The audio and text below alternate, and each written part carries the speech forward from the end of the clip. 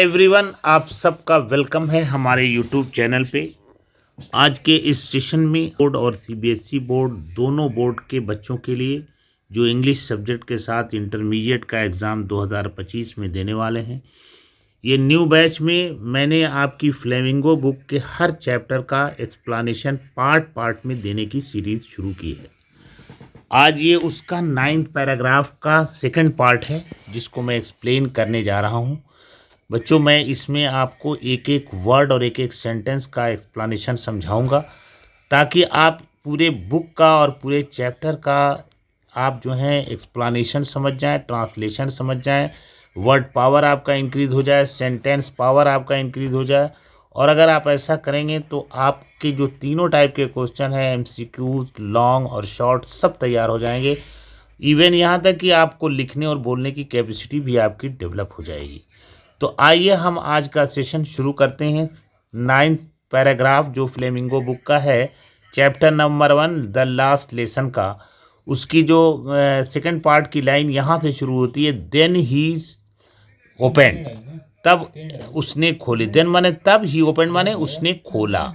एक ग्रामर यानी व्याकरण की किताब, एंड रीड अस और आवर लेसन, और हमारे पाठ को पढ़ाया। रीड अस माने हमको, रीड माने पढ़ाया, और आवर लेसन माने हमारे पाठ को।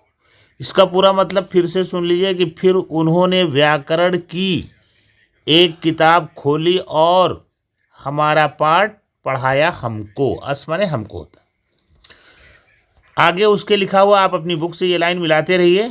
आई वॉज अमेज यानी मैं आश्चर्यचकित हो गया। टू सी देखकर, क्या देखकर कि how will I understood it, कि मैं इसको कैसे समझ पा रहा हूँ। मैं देखकर चकित था कि मुझे ये किताब अच्छी तरह समझ में आ रही थी। ठीक है, समझ में आ रही थी।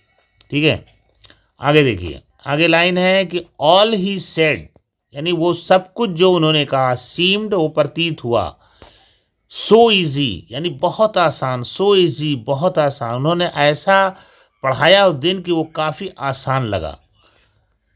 ठीक है, आई थिंक टू डैट, मैं ये भी सोचता हूँ कि उन्होंने कितना आसान लगा, आज कितने अच्छे तरीके से पढ़ाया है। इसका सुन लीजिए, उन्होंने जो कुछ कहा वो बहुत बहुत सरल लगा, मैं यह भी सोचता हूँ कि। इसके बाद देखिए अगली लाइन है कि आई हैड नेवर लिसन, मैंने कभी भी इतना सो केयरफुली, इतना ध्यान से नहीं सुना था। लिसनड माने सुना।